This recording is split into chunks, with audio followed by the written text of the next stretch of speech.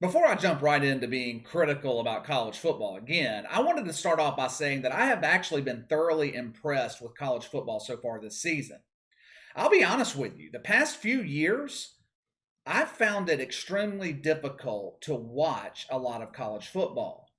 There's just been no competitive balance. You have one or two teams that dominate: Alabama, Clemson, Ohio State, and every other program is left to fight over whichever meaningless bowl game that they're going to be paid millions of dollars to play in. Every time I'm critical of college football, I get the same comments, the same emails. If you don't like it, don't watch. Why are you hating on college football? You're a dumbass. College football is the best it's ever been. It just doesn't make any sense to me. I like college football, but that does not mean I don't think that it needs vast improvement. I remember a couple of years ago, this was right around the time that I started this channel. I actually laid out a plan to make college football better. It's similar to what they're doing now with these super conferences. There is no reason that the top teams in college football should not be playing each other in the regular season every year. Why should we have to sit through 12 uncompetitive Clemson games to wait until December for them to finally play a formidable opponent? It doesn't make any sense. College football is never going to be as competitive as the NFL, but that doesn't mean they shouldn't at least try to make things interesting. I've said before that eventually the lack of competitiveness in college football is going to catch up with these major programs. I don't care how diehard of a fan you are of Clemson or Alabama or Oklahoma, Ohio State. You can be the biggest fan in the world. At some point, you are going to question why you're paying $200, $100, $300 for decent seats to sit in the 85-degree heat in September to watch your favorite team beat the hell out of Mercer. From the looks of it, that seems to be what's going on right now with Ohio State. And it's not only Ohio State. The same thing's happening with Alabama too. I remember back in 2019, Nick Saban was criticizing the Alabama fan base. He was pissed off that the stadium was half empty by halftime of a game. I can't remember who they were playing, a cupcake team. But he alluded to the fact that the fans were not supporting the team. Support had nothing to do with it. It is hot as hell in Tuscaloosa in September. At that time, Alabama was the 11 o'clock game. College students are getting drunk on Friday night.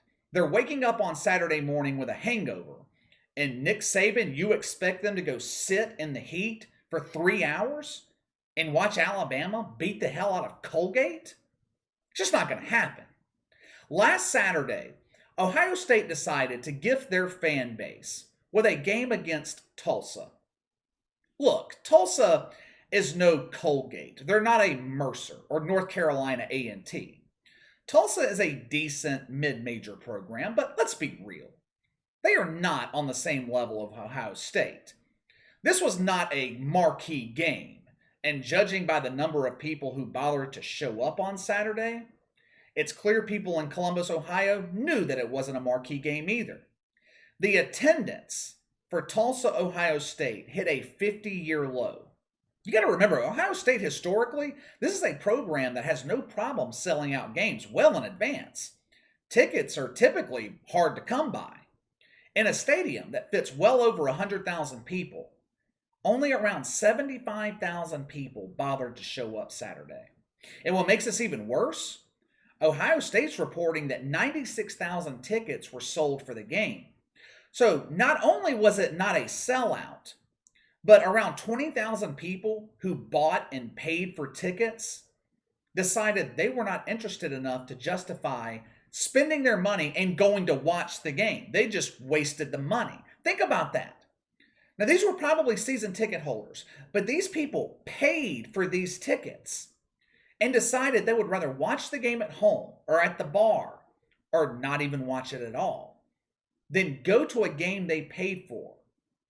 Outkick posted an article on this, and they were stating that the problem was the ticket prices.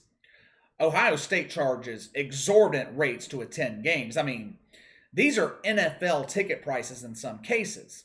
$63 for cheap seats to watch Ohio State play Tulsa, which is not too bad, but it's still too much money for a crappy game. But cheap seats were $160 for the big game against Oregon. But ticket prices are only part of the problem here.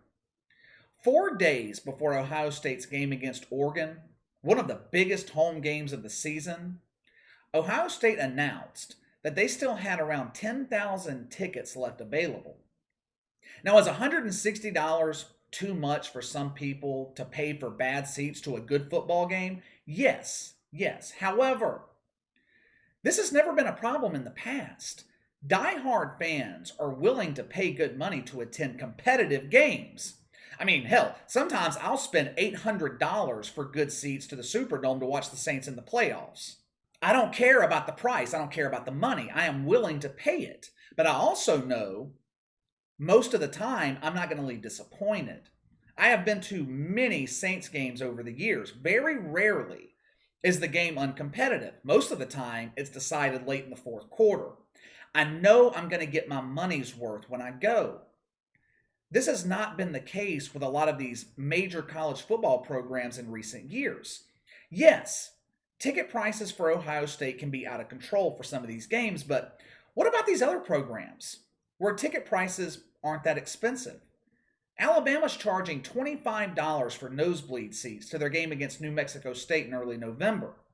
Remember what I just said about Nick Saban complaining about fans leaving the game early? Remember that? Even at $25 a ticket, it does not guarantee that half the stadium's not going to be empty at halftime. The issue that these teams are running into, and don't get me wrong, the NFL is kind of facing the same problem. It has become so much more convenient for fans to watch games at home. I rarely attend Saints games during the regular season. I would rather watch NFL Red Zone, flip back and forth between Red Zone and the Saints game. But the NFL, they can get away with charging top dollar for tickets because most of the time in a 17-game schedule, 90% of the games are going to be competitive. They're going to be decided in the fourth quarter. At least fans who are spending good money to watch an NFL game live will leave satisfied. That's not the case in college football. Is it really worth spending $40, $50 a ticket to watch Alabama beat the hell out of Southern Miss?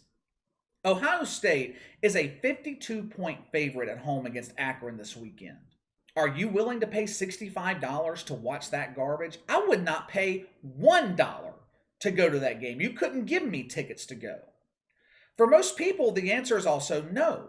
Even for Ohio State's game against Penn State next month, which would usually be completely sold out, they still have thousands of tickets available. We're talking about a program that sells out its spring game, and they're struggling to draw fans to games that actually matter. The solution, of course, is simple. Schedule more competitive games that fans are willing to pay to see. And like I said earlier, I think college football is starting to move in that direction. But years and years of scheduling garbage opponents for home games, coupled with the fact that ticket prices are outrageous, is the reason that Ohio State finds themselves in this predicament. All right, time to let me know what you guys think. Would you guys pay $65 to sit in nosebleed seats to watch Ohio State or whoever the hell your favorite college football team is beat the hell out of a school that no one gives a damn about? Would you be willing to pay it? Sound off in the comments below. Make sure to like and subscribe. Click the notification bell to receive all notifications from the channel. Best way to contact me is by email at btlkc84@gmail.com, KC_BTL84 on Twitter. I'll see you guys later.